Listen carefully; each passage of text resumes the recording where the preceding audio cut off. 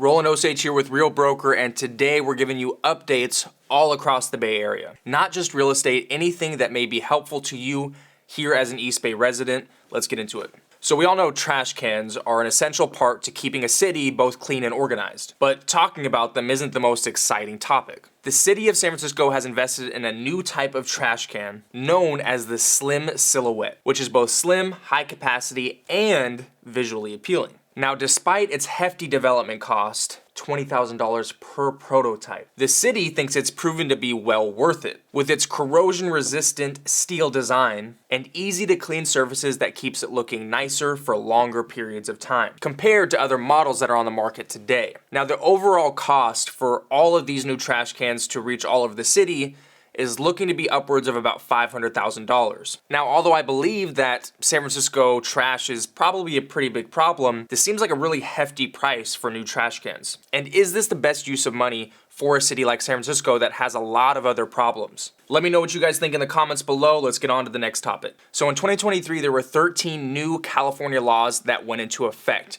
One of my favorites of this is a housing law, which is going to have developers looking to build housing in sleepy commercial areas.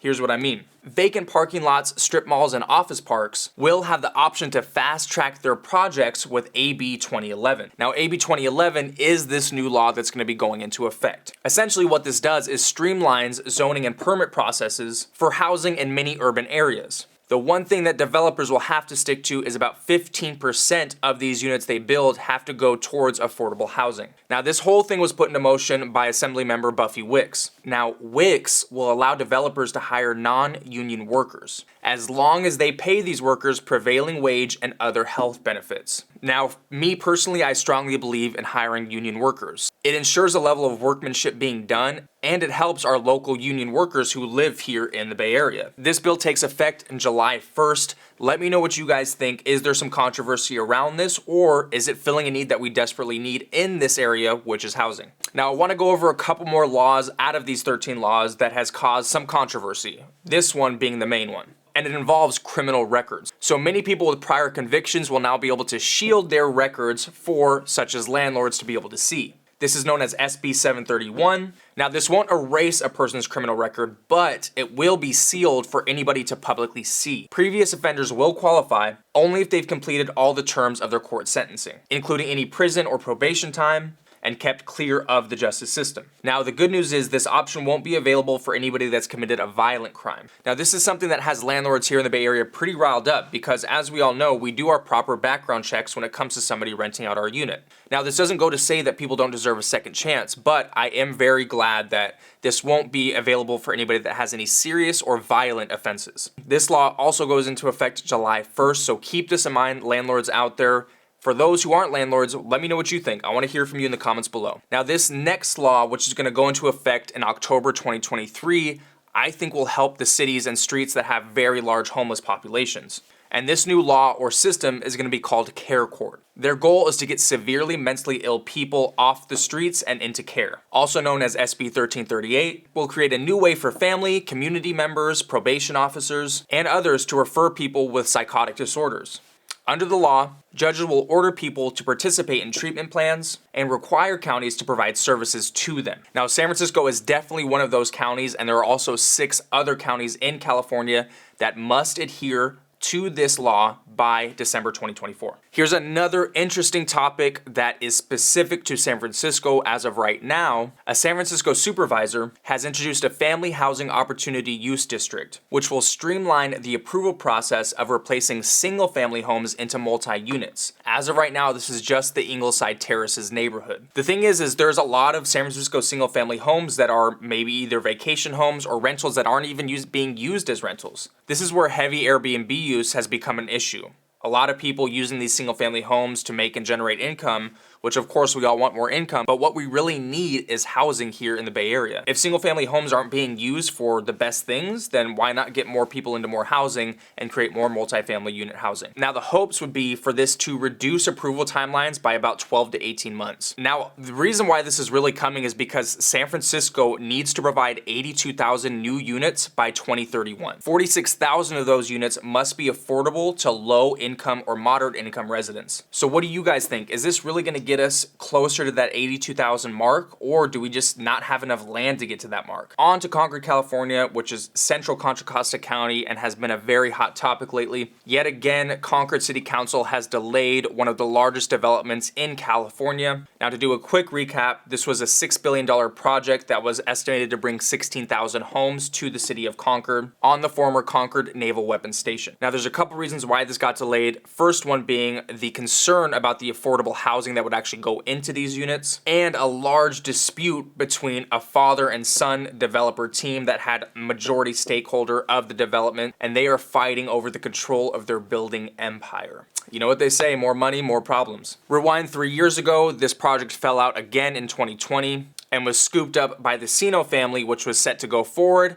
Now we're back on hold. Now, if you're familiar with Concord, you've probably heard about the Sino family. It's been a big debate around Concord members and city council members, but at the end of the day, Sino, no matter what, is going to have a stake or a hand in developing this community. I personally think this would be great for Concord. I don't think it's going to affect Highway 4 as much as we think it will. It's going to help the city of Concord as a whole in a huge way. If you guys are familiar with this project, I have past videos on it if you want to take a look at them, where I dive deep into the whole specs of everything. Now we're jumping back over to Oakland. The city of Oakland was unsuccessful in obtaining the grant that they needed of $182 million.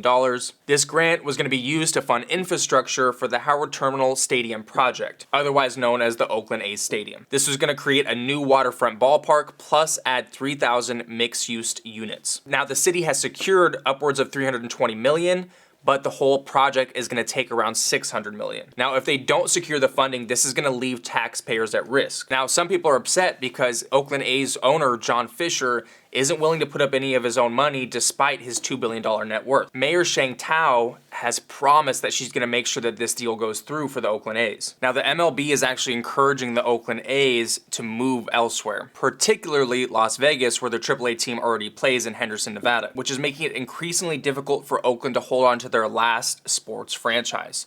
Now, personally, I was already upset when the Raiders moved to Las Vegas. Now, the only sports team in Oakland is looking like it's probably going to end up having to move as well.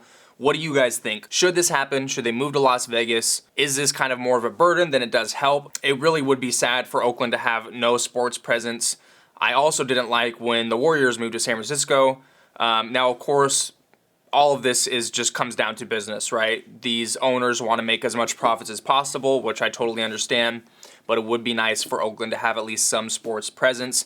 Let me know what you guys think in the comments below. Now, moving on to Tri-Valley, which is kind of becoming a hotspot for office space for some of these larger companies that don't want to pay those San Francisco or possibly Silicon Valley price tags. So Pac-12 Conferences, which is college sports, is moving its production studio from San Francisco to San Ramon of the Tri-Valley. They just signed a 42,000 square foot lease at Summerhill Homes, which is in Bishop Ranch of San Ramon. Just last year, they vacated their 75,000 square foot office due to downsizing and cost savings. Their new facility is expected to produce 850 live events annually and have enough space for 100 of their members to come and work out of. Now, this relocation puts anybody that was living in San Francisco about an hour away now going into San Ramon's Tri-Valley. Now, it is somewhat of a backwards commute for these people, but I do wonder if this is going to create some influx of newer residents to the East Bay of San Ramon or Tri-Valley of San Ramon. Now, Bishop Branch is home to some other major tenants such as Chevron and AT&T. Summerhill Homes is also doing a ton of new development just as far as units in that area. A lot of homes going up, a lot of businesses.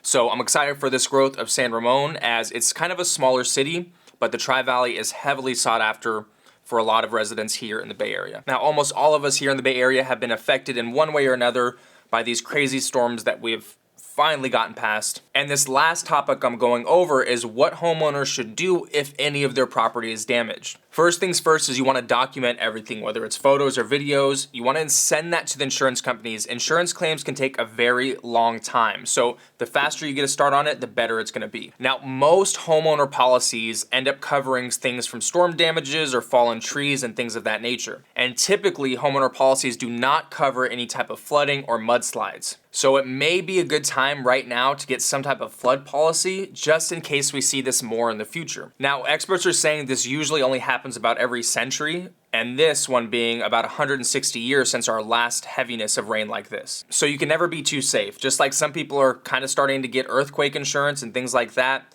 it may be a good idea to get some flood insurance even if you're not in a flood area. So hopefully with all this rain we had, it kind of prompted you to get a better grip on what you should be doing around your home, you know, fixing up and maintaining roofs, putting in sump pumps where you may need to be rerouting water, French drains to reroute drain water, drain catchment systems, whatever it may be. Water is what's going to damage your home the most, and especially with heavy intense rains like we had. Hopefully you guys weren't damaged too much. If you ever need any contacts for anything here in the Bay Area, please just reach out, let me know in the comments below, or let me know in my direct contact info.